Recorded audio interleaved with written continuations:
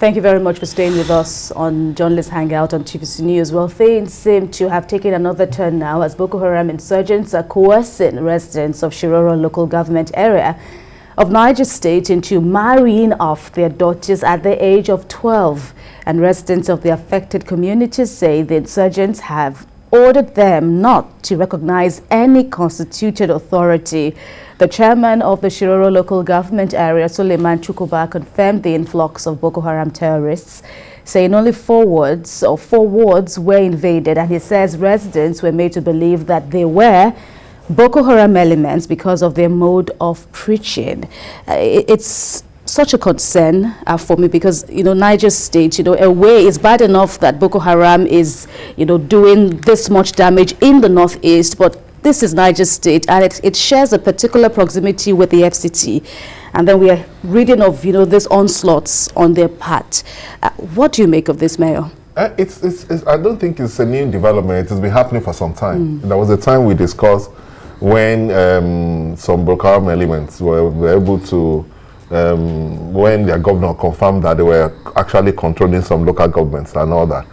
And what is happening now is just an effect of it, because when Boko Haram, after Shekau, there's no effective leadership within Boko Haram now. So a lot of their foot soldiers, some have given themselves up, but a lot of them are moved out of Sambisa forest into neighboring states. And Niger State seems to be one of the areas where they are very active. But you see, why it is dangerous is because it is bad enough that we are fighting Boko Haram. We are still fighting. Indeed. It's an ongoing problem. But for them to be able to be in a very important local government like Shiroro, and for them now to start telling the citizens not to listen to any other authority, what they are saying is that as at now, they are the authority in that local government.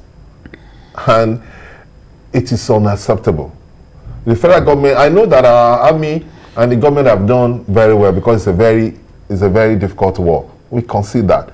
But we have to double our efforts and make sure that we don't allow Boko Haram to, because you see, they keep moving. Before, the theater of war was northern part of Borno mostly, and maybe Sambisa forest.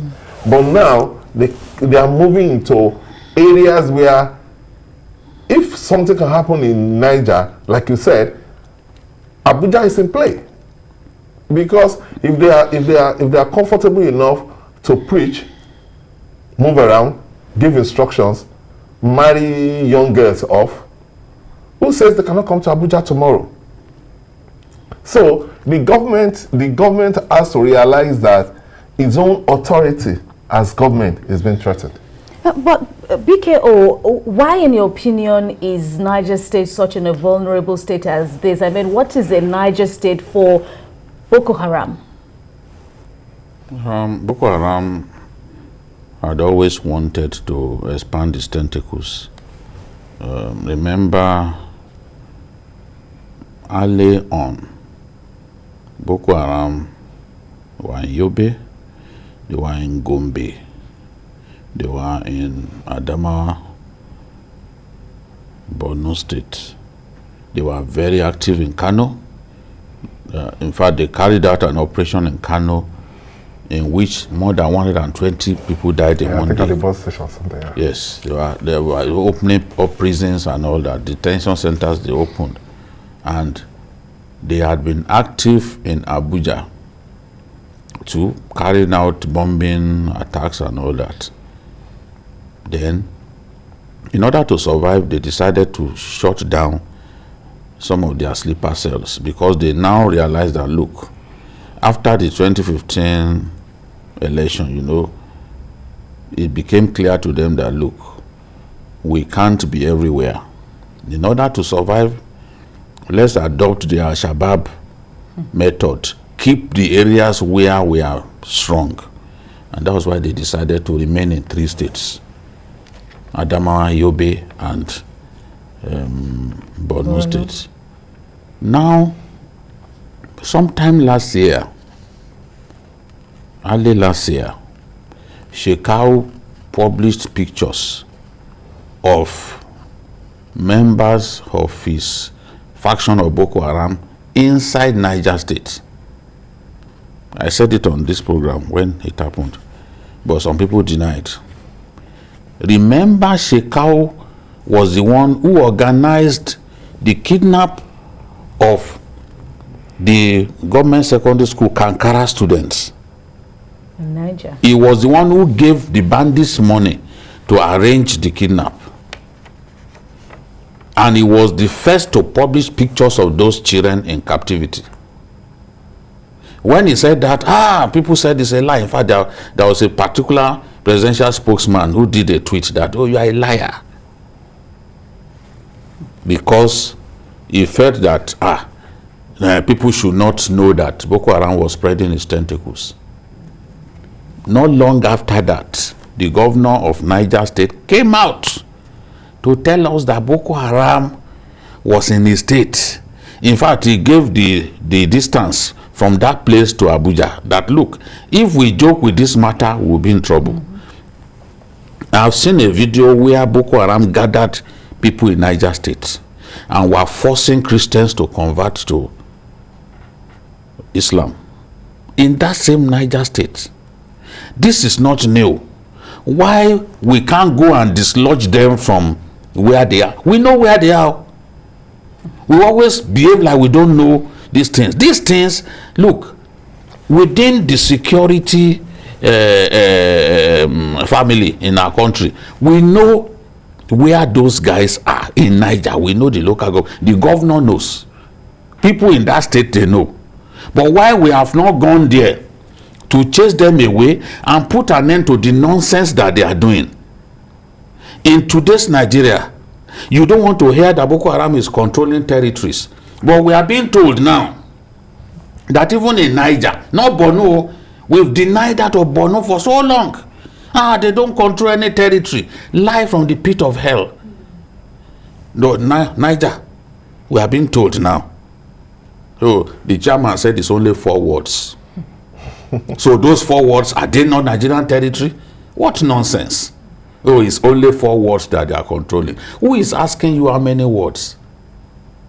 The issue is, at this stage in our national history, should Boko Haram and elements affiliated to it control even any blade of grass in Nigeria?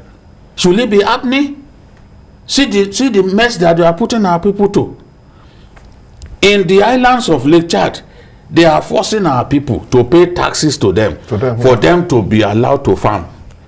They will now publish pictures of lush green vegetation. See people, their farms are doing well. They send those pictures as part of their propaganda that, look, if you behave yourself, if you do what we want you to do, you will live a luxuriant life like your pasture. So this is the thing. That thing has been on for some time in Niger. But we are a country where we like to live in denial. But the role of the press is to continue to highlight this.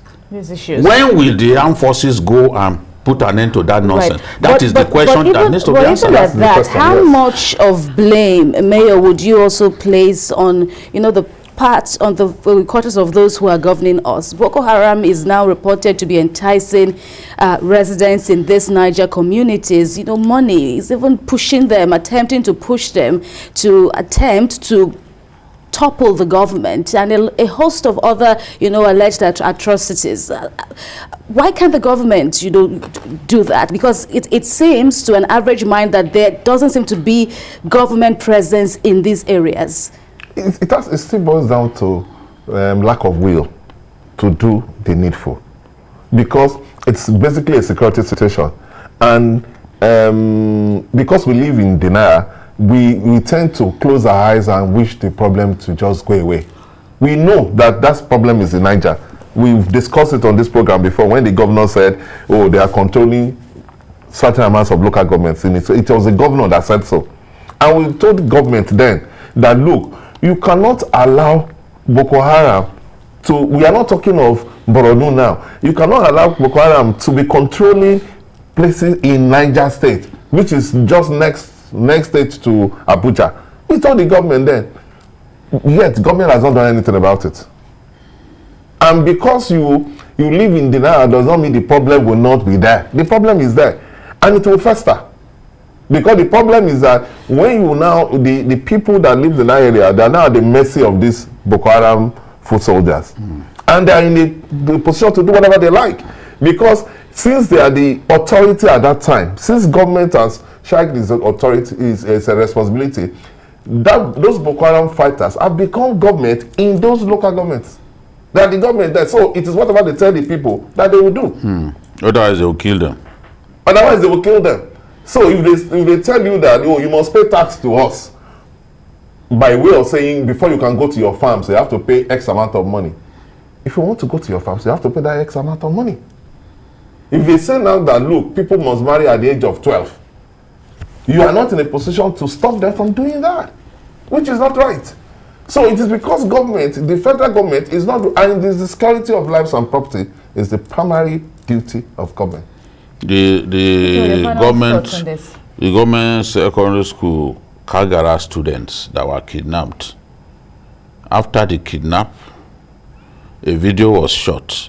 In that video, the speaker paid tribute to Abubakar Shekau. Paid tribute to Abubakar Shekau. What is the meaning of that? It means that Boko Haram. Because the speaker of where? This person who spoke in the video. All right, okay. You know, they kidnapped students of government. Yes, that's Shehu Sane's school. That's where he graduated from. They shot a video. Yes, okay. I needed you to be clear on they that. Shot a video. When you said the speaker. Right. No. I said this. That's the person who spoke in the video. The speaker now said he paid tribute to Shekau. People should go and get that video. Those who prefer to deceive themselves that these people have not spread beyond the northeast, they should go and get that video. You will see where they was paying tribute to Shekau, meaning that Shekau had a hand in that kidnap because they need some of the money, you know, to oil their own campaign, their activities. They need some of the money from these criminalities to oil their this. So that's why they kidnap people. They stay on highway, kidnap people. So it's no longer news that Boko Haram has gone beyond the northeast. What we should be doing is to ensure that they don't even spread beyond Niger to neighboring states and maybe Kwara. Even beyond. Because Kwara is their neighbor.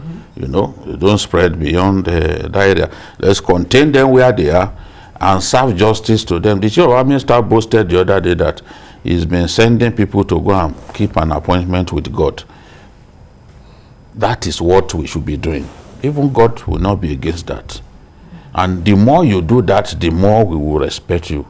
The more you will earn our plaudits. His home state, the Chief of Army Staff, his parents are both from Sokoto and Zamfara. Neither of those two states is at peace with bandits. Bandits have moved into Sokoto doing what they like now. In the Sabombrini area, they even kill soldiers. In Zamfara, they are still there. The forests are extensive. We know that is a problem. But they are still there. All right.